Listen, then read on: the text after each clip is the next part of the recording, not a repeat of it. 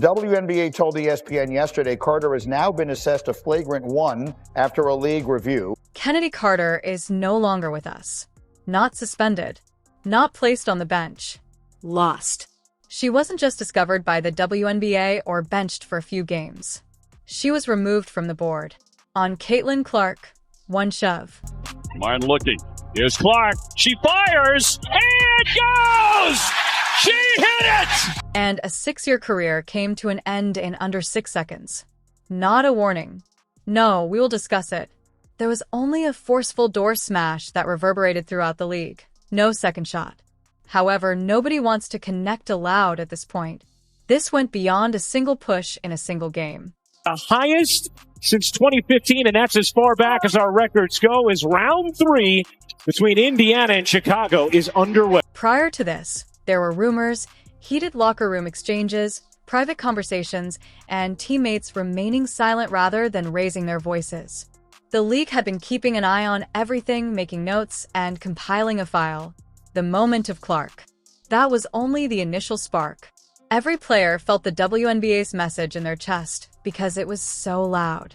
Either play the game correctly, or not at all. What actually caused that shove? That night wasn't when it began. It was intended to represent a typical season game. Chicago Sky versus Indiana Fever. There was nothing about it that shouted history. Another game on the schedule. However, compared to the jump, the vibe in that arena felt different. I actually talked to Kenny about this yesterday, and she has the quality of being coachable. The building was full. There are cameras all over. As if it were playoff season. Fans gathered in line. A WNBA game in the middle of the season didn't draw that kind of attendance 2 years ago. Every seat and every play now mattered. The league has experienced rapid expansion, which has resulted in significant pressure. As usual, Caitlin Clark was trolling the speed, cutting through defenders, and pulling up from deep as if it were nothing. The crowd erupted each time she made contact with the ball. Indiana began to gain significant traction. You could see it wearing on them, Chicago. Hands on hips, late rotations, and annoyance demonstrating in little ways. Sharp words, tense body language, and missed switches. Clark was revealing holes in addition to scoring. And that strikes a different note with all those eyes on it. On a night like that, nobody wants to appear inferior. That background is important. Indiana's lead on the scoreboard wasn't the only one. They were setting the tone. Chicago appeared to be lagging behind. Then it took place. No scramble, no loose ball, and no fight for rebounds. Nothing related to the play. Carter approached Clark from behind and gave her a forceful shove. Full power. Clark slid over the hardwood floor when he hit it. It didn't appear to be a basketball play. It appeared intimate. There was silence in the arena. Not the kind of stillness that comes with loud outrage. The kind that is stunned. Thousands of individuals simply froze. In mid-movement, players paused. Coaches stopped in the middle of their sentences. The whistle was late and nearly far away. Everyone understood that something had gone too far, so it seemed like time had stopped. A line that isn't always visible until someone crosses it. Replays came in from all directions. Zoomed in slow motion. Broad view. And they all told the same tale. Planned, purposeful, and devoid of any play or ball to support it. She wasn't diving. She wasn't arguing. She decided. It was not sugar-coated by a seasoned commentator seated courtside. He claimed to have covered women's basketball for 15 years and to have witnessed hard fouls, heated moments, and physical play. However, this was not like the others. It has nothing to do with basketball. Not at all. Those were powerful words. What transpired next was much more powerful. Carter simply left as if it were normal, without checking in on Clark or turning around. Clark stood up by herself, dismissed herself, and continued to play. Just get back to business without any yelling or excessive reactions. People noted that disparity. The game continued. The last buzzer went off. Statistics were noted. However, the scoreboard did not reflect the actual result. Behind the scenes, something more significant had already begun to move. It was captured on camera. It was on social media. It was in the league office. Additionally, there was no stopping that video once it went viral. The WNBA statement was succinct and straightforward, lacking any tactful wording or deliberate middle ground. It was said that Carter intentionally violated the rules of professional basketball. Such wording isn't arbitrary. Every member of the league comprehended the signal, every word was examined, and every statement was weighed. This went beyond simple discipline. It was a stand. The penalty wasn't intended to be applied subtly. It was designed to adhere. An indefinite suspension with reinstatement requirements. Sounds typical, doesn't it? In sports, that expression is frequently used. A player should be seated. Provide a checklist to them. Allow the storm to pass. When everything has calmed down, bring them back. It's standard procedure. However, this was unusual. Not even close. Several sources discussing without identifying themselves attached validated the rumors that were already circulating within the league. Checking the so-called conditions wasn't easy. They were hefty, layered, intricate, and made to be nearly impossible to finish. There was no timeout. There was no obvious way back from the learning curve. It appeared to be more of an escape strategy masquerading as discipline. The league needed to exercise caution. Legal disputes may arise from an outright permanent ban. They therefore created something cleaner on paper rather than referring to it as such. A suspension that functions similarly to a ban without actually using the word. A wise legal move. Brutal action. In a professional capacity. Imagine it as a closed door with a code that no one intends to divulge. Among the prerequisites, more than 500 community service hours. It's not something that happens on weekends. That is months upon months of labor. If you're attempting to balance it with training, it's nearly a whole year. It's also not easy to maintain professional-level fitness. It's a daily grind. Travel, recuperation, and early mornings. Imagine juggling all of that while attempting to fulfill a ton of obligations. Add in-depth behavioral evaluations after that. No obvious endpoint. No, finish this program and you're finished. Only assessments without a clear conclusion. Additionally, Carter was subject to a rigorous probationary term that would severely limit her wages and freedom of travel, even if she managed to overcome all obstacles. That is control, not only supervision. One top executive from the team speaking candidly didn't make it seem more impressive. He declared, "This is career execution." The meaning was obvious even if he hesitated before the final word. Ban was not what they said. They were not obliged to. The financial consequences of suspension are more severe than most individuals realize. First, all of the performance bonuses, game checks, and contract money are gone. Next, recommendations. And those vanished rather than merely freezing. In a matter of days, brands that actively communicated with her team pulled out. Just silence, no slow fade. And the fact that WNBA players are now finally beginning to see genuine sponsorship growth, real partnerships, and real income makes it hurt even more. The closure of that pipeline is a significant setback. It changes everything. It modifies leverage in the future. Long-term worth is altered by it. Now gaze forward. She might never sign any further contracts. She might never fill any roster places. Careers in post-secondary education include player development, coaching, and broadcasting. Her name is now permanently marked with a question mark on all of them. This league takes reputation seriously. Front desk employees converse. Owners converse. Agents converse. That darkness remains. The expected loss surpassed $1.2 million when analysts began to add it up. Some forecasts are even more optimistic. That kind of money is enormous in a league where the majority of players don't get NBA-level wages. It goes beyond a simple setback. It has the potential to totally destroy a career's financial ceiling. Therefore, the true question goes beyond whether the punishment was severe. The more profound query, which not many people are raising, is if that shove genuinely the cause, or was it the last component already being put together behind closed doors? Because it takes time to draft penalties this specific. They don't just happen to arrive. They are developed throughout time. When a company has been keeping an eye on, monitoring, and recording Atlanta Dream in 2019, Carter is selected 4th overall when he joins the league. There are high expectations, a lot of hype, and talent to match. It looked like a draft night. The Dream thought they had a dynamic scorer with exceptional speed, aggressive defense, and a first step that is so fast that coaches have to change plays on the fly. The fan base was firmly established. The front desk exuded confidence. Everything was pointing ahead. But after a few months, private discussions began to take place. The type that no one wishes to divulge. Carter and Courtney Williams got into a heated argument in the locker room that went beyond basic annoyance. The organization was rocked. Furthermore, that detail is more important than it first appears. Throughout the league, Courtney Williams is regarded as calm, positive, and steady. She doesn't like to cause trouble. She is described by those who have played with her as encouraging, grounded, and just the kind of seasoned player you want mentoring younger players. Her reputation is that. Sturdy and trustworthy.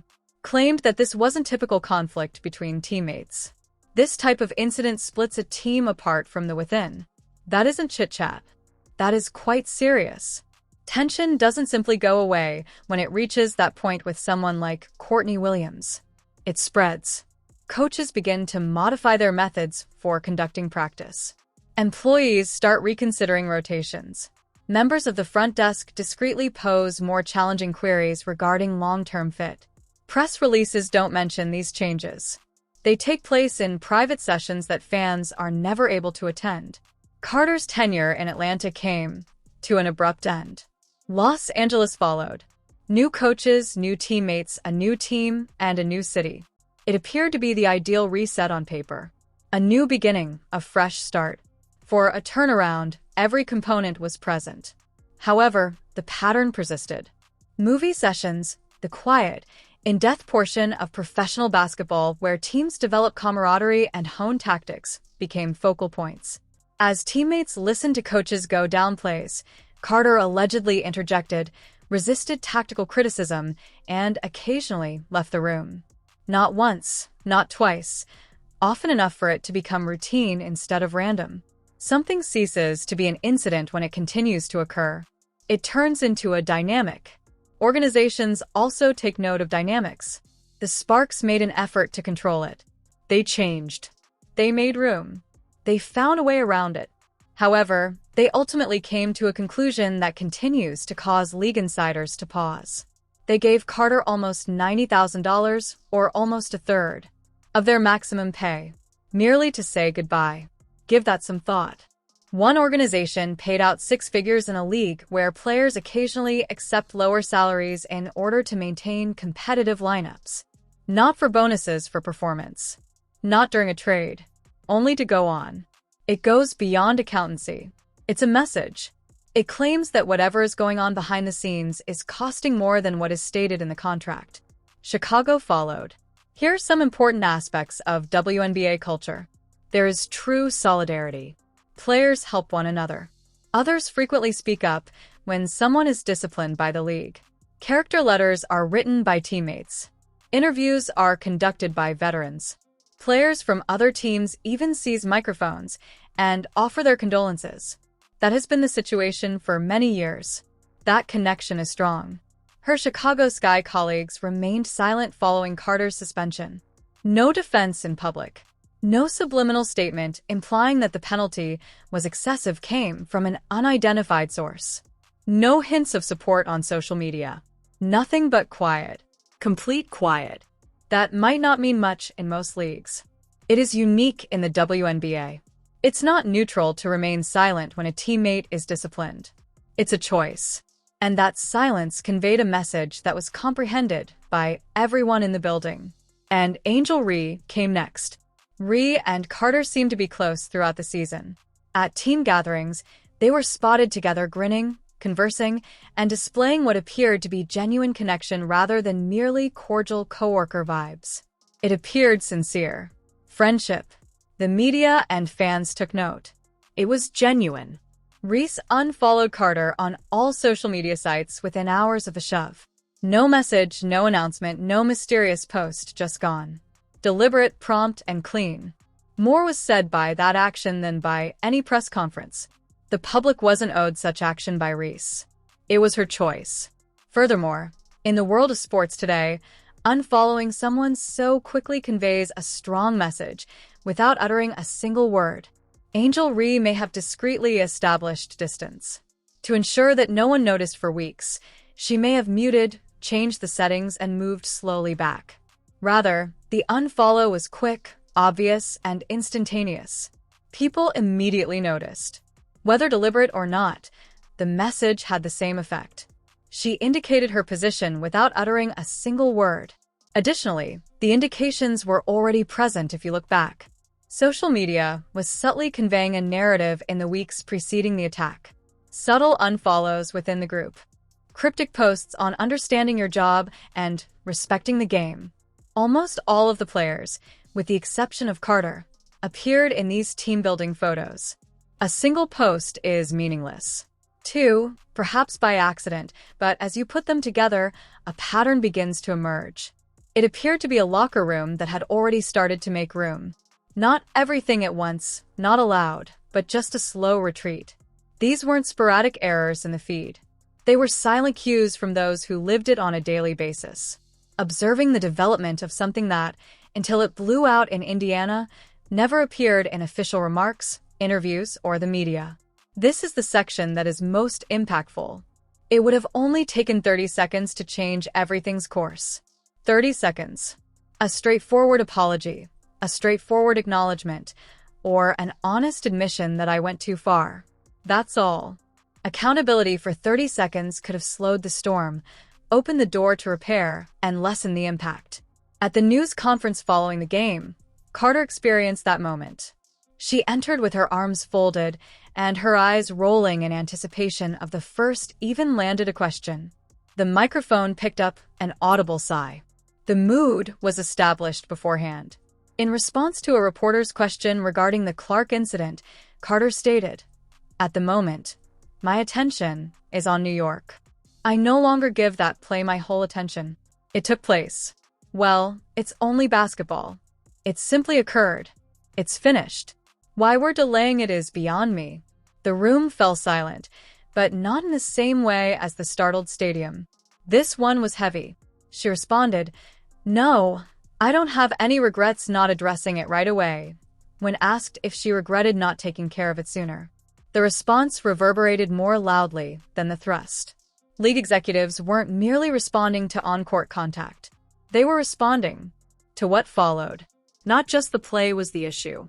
It was the reaction, the lack of introspection, and the feeling that the situation didn't seem as serious.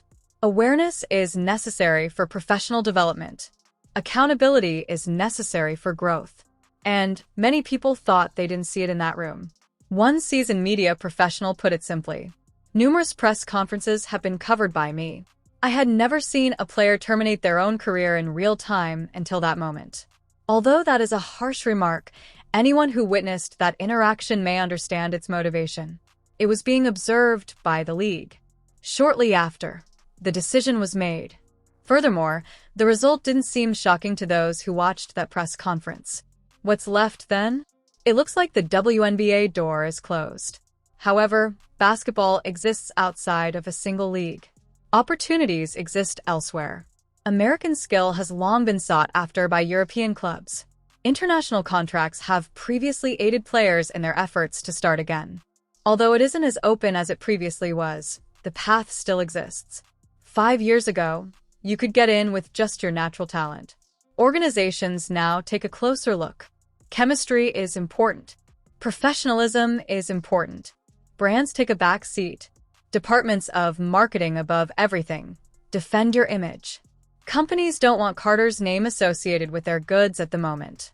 It's just business. There is a huge disparity between her current situation and the career she was expected to have, including contracts, sponsorships, post-career media, and coaching opportunities. According to some estimates, the earnings gap exceeds $4 million. It is not spare change. That's security for generations in a league where every contract counts. She is 25. The actual tools were present. Explosive initial action. Genuine ability to score goals, defensive vigor that can change the pace, the kind of skill set that could have led to all-star selections, and stability throughout the long run. However, the injury did not alter the course. Bad luck wasn't just happening. It was a decision, and decisions don't go away by themselves. This story wouldn't be complete without mentioning Caitlin Clark. Because of the way she handled things after it happened, not because she was on the floor when it happened. Clark is a newbie. High expectations are already present for the first professional season. Media attention at a level never before witnessed in the league. Every move is examined, and every game is broken down. Then, on national television, she is pushed to the ground. In answer, she stood up and continued to play. In subsequent interviews, Clark shifted attention when reporters continued to bring up Carter. Returning to basketball, returning to team objectives, no long comments, and no spectacular soundbites. "I'm here to play basketball at the highest level," she declared. "The rest is just background noise. It is my responsibility to assist this squad win games and keep becoming better every day. Easy, straightforward, and composed. That is something you cannot teach," remarked a former WNBA All-Star who is seeing it happen. That is an early example of leadership. Because poise under pressure isn't loud, the comment stayed. It is stable. It is difficult to overlook the difference between the two answers. After turning down the volume, one player locked back in. The other entered